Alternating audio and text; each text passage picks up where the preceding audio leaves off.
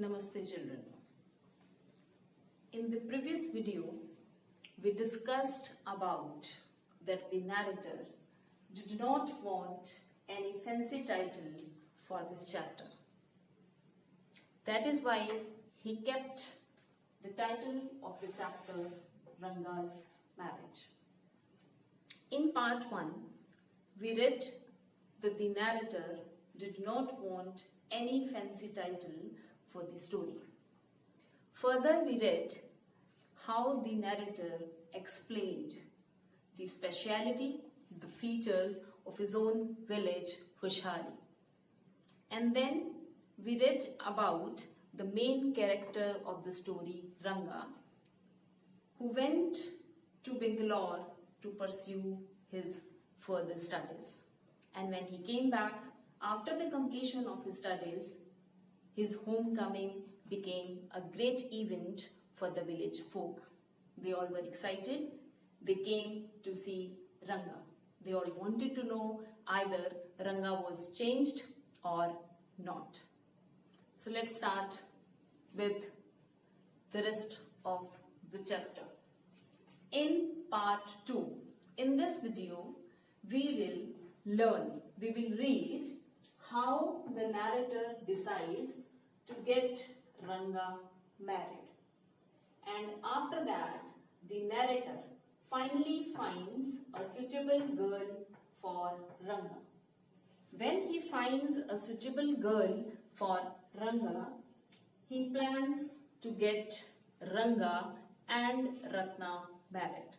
So children, let's read the chapter and we'll come to know either the narrator was successful in his planning or not.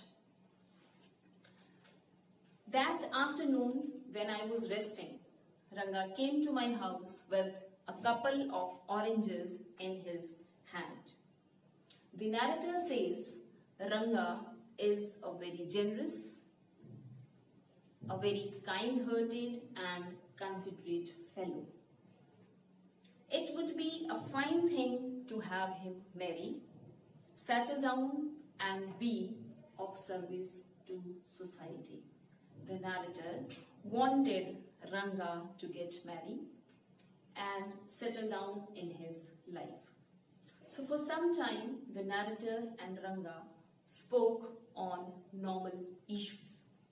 Later, the narrator came to the point and he asked Ranga, "When do you plan to get married?" Ranga replied, "He is not going to get married now." And after listening to this, the narrator became a little upset. "Why not?" the narrator asked. "I need to find the right girl." Ranga replied that he is waiting for a right girl as his life partner. Then he shares one experience. He says, "I know an officer who got married only 6 months ago. He's about 30 and his wife is 24-5, I am told." He says that he knows an officer who got married 6 months ago. Officer is 30 years old and the girl is 25. Basically, he wants to say that both are mature. Because both are mature, they are able to understand each other.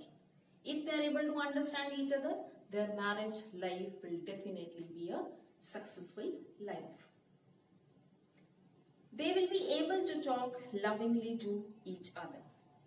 Further, he says, if he marries to a young girl who is quite immature in age, in thoughts, finally what will happen? She will not be able to understand Ranga's thoughts. She will not be able to understand what does he mean. He says she may take his words in a wrong way because she is a young girl. She is not mature in thoughts. Further, he says, it should be a girl who is mature. So he's looking for a girl who is mature in thoughts and age. Otherwise, one should remain a bachelor. He says if a person finds a girl who is mature, who is not quite young, it's better the person should not get married. He remains to be a bachelor. I am not marrying now. So finally he decided that he was not going to marry them. Is there any other reason? The narrator asked, this is the only reason that you do not want an immature girl in your life as your life partner, or there is any other reason also? Ranga says, the second reason is a man should marry a girl he admires. He says, a person should marry a girl whom he likes. What we have now are arranged marriages. Ranga doesn't believe in arranged marriages. He doesn't believe in traditional marriages. I was distressed that the boy who I thought would make a good husband, he decided to remain a bachelor.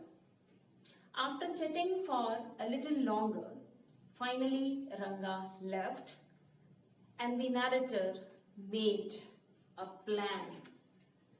The narrator decides to get Ranga married.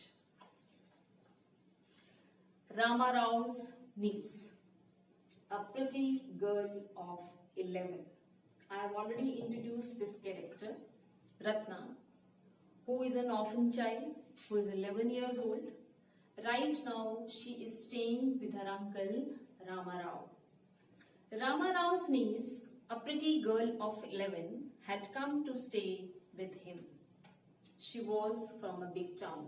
Children, please underline the description of the second main character of the story, Ratna. She belonged to a big town, so she knew how to play veena and harmonium.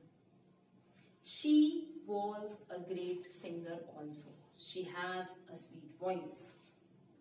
Both her parents had died and her uncle had brought her home. As the narrator already knew Ratna, he had already met her.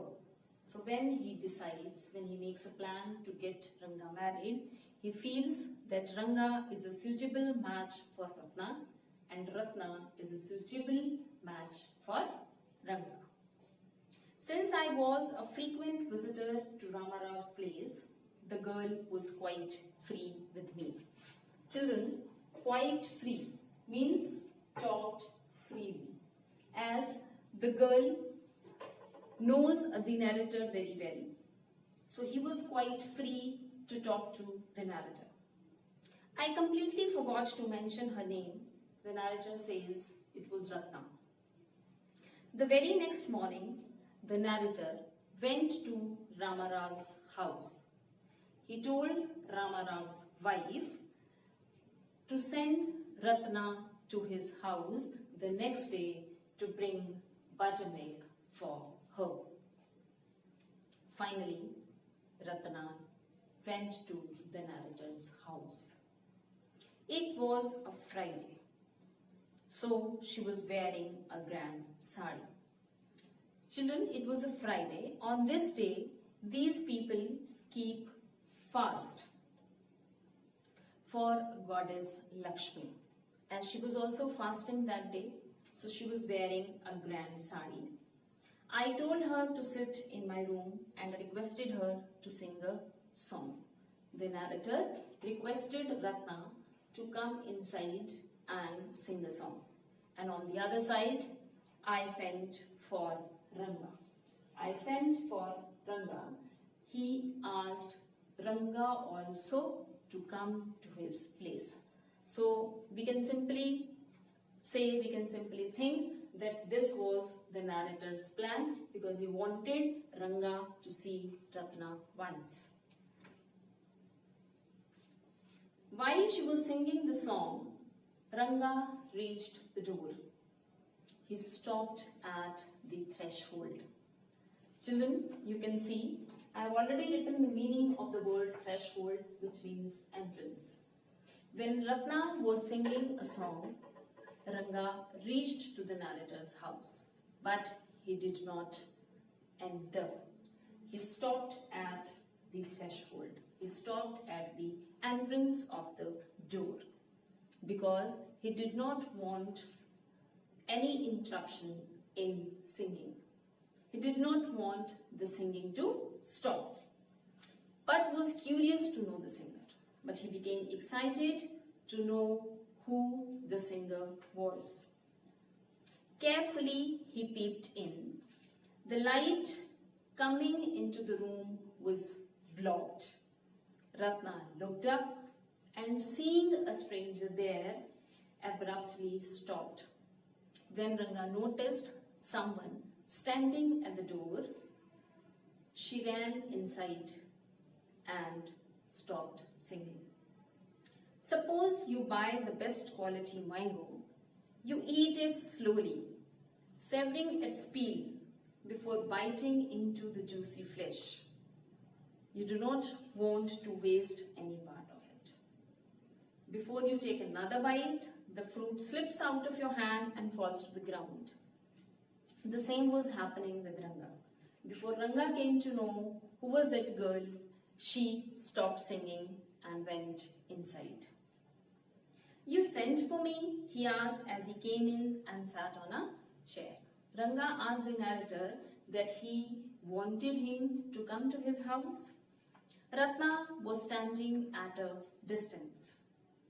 Ranga repeatedly glanced at her. Ranga, who did not believe in arranged marriages, Ranga, who did not want a young girl to be his life partner, was watching continuously towards Ratna. Once our eyes met and he looked very embarrassed. Children, be very, very careful. Here R doesn't refer to Ranga and Ratna. Here R refers to Ranga and the narrator. When he was staring at Ratna, when he was looking at her, the narrator noticed. And when Ranga noticed that the narrator was looking at Ranga, he felt embarrassed. It was my coming in that stopped the singing, let me leave. Ratna was standing inside the room. Ranga said that he should leave now because of him the girl stopped singing. But the narrator says these were just words. He was only saying that he wanted to leave, but in reality he did not want to leave. He did not want to go because he wanted to meet Ratna.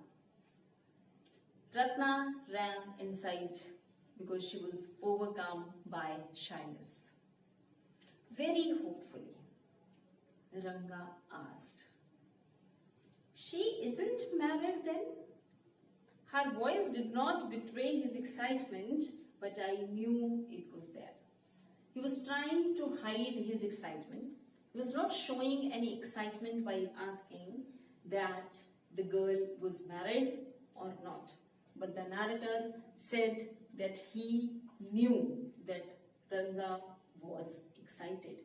He really wanted to know either the girl was married or not. The narrator replied, "The girl got married a year ago." Ranga's face shriveled like a roasted brinjal.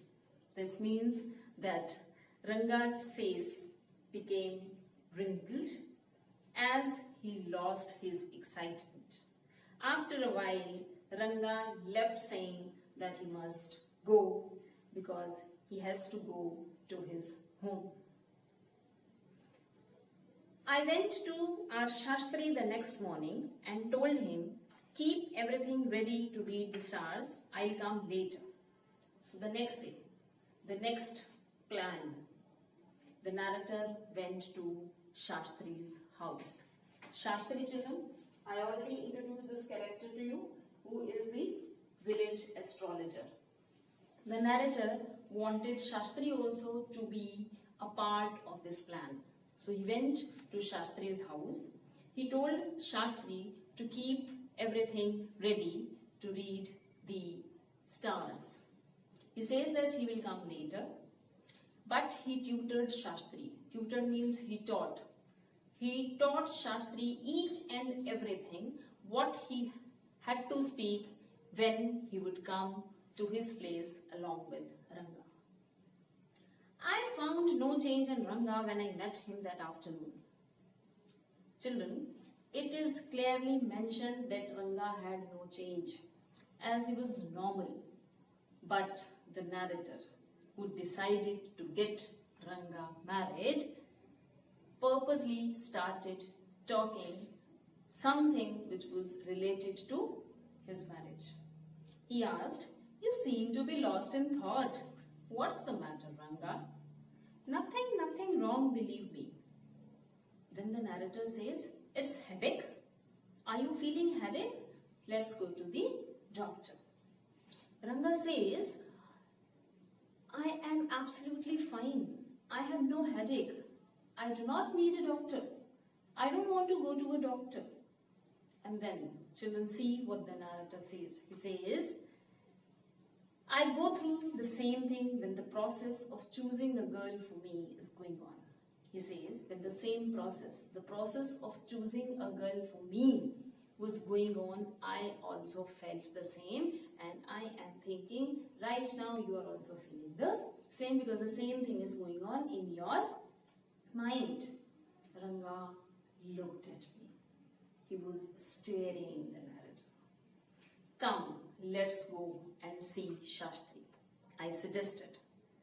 "We'll go to Shastri, we'll go to the village astrologers, and we'll ask him either your Guru and Shani are favorable to you or not.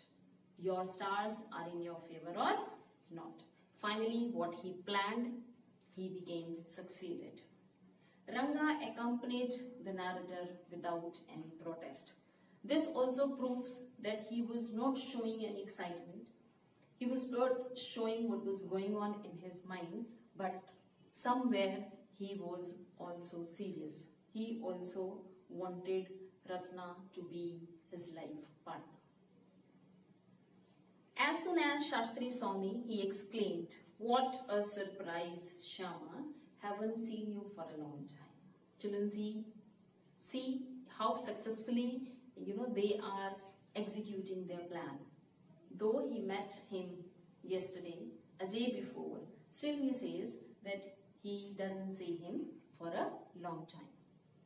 Shama is none other than your servant, the narrator of the tale. The narrator says, children, don't be confused. Readers should not be confused. Shama is none other than the narrator of the story. Shastri turned to Ranga. "When did the young son of our accountant's clerk come back? What can I do for him? It's very rare that Ranga visits us." The narrator told Shastri to take out his paraphernalia. Paraphernalia refers to those books which astrologers use for their calculations. Our Rangappa seems to have something in his mind. He wanted Shastri to explain what was that which was worrying him. "Shall we put your science of astrology to the test?" So we want to know, either you'll be able to tell what's going on in his mind or not. There was authority in my voice as I spoke to Shastri. So finally, he took out his books and started calculating. Shastri moved his lips fast as he counted on his fingers and then asked, "What's your star, Ranga?"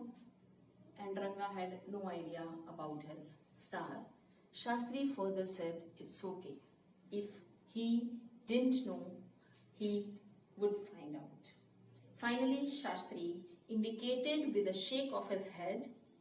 He did some more calculations before saying in a serious tone. And finally, children, you know what did he say? He said, something which is worrying Ranga is about a girl. I had been controlling my laughter. Why was the narrator laughing? Because whatever he tutored Shastri, he was speaking the same. But now I burst out laughing and I turned to Ranga. Who is the girl? It was your humble servant who asked the question. Though he already knew, he only made a plan. He only told Shastri what he had to speak. But they did not want Ranga to know that each and everything is a part of the narrator's plan. Shastri thought for a while before replying. She probably has a name of something which is found in the ocean. So finally Shastri started giving some hints to Ranga. He says the girl's name can be similar to something which is found in the ocean.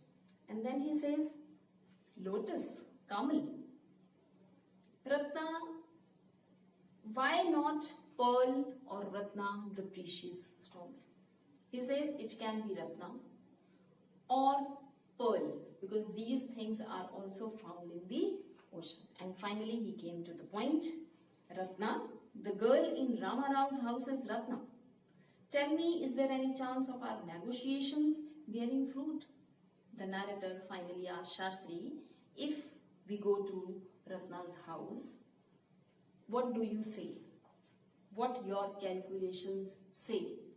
Will we be able to get that fruit which we are expecting, which we want? What do you say? Is it possible to get Ranga married to Ratna? There was surprise on Ranga's face and some happiness. Children, some happiness.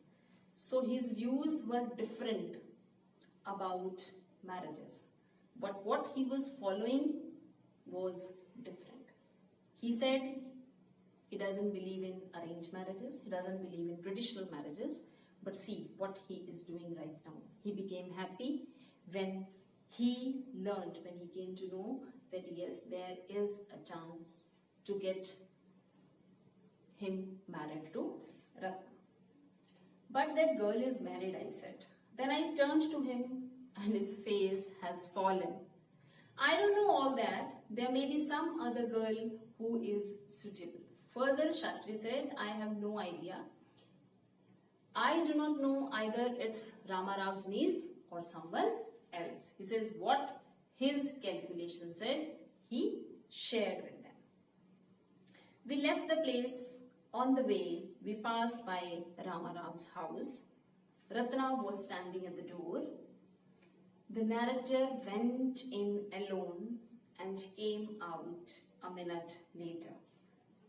Surprising, he told Ranga, Ranga, surprising, the girl isn't married.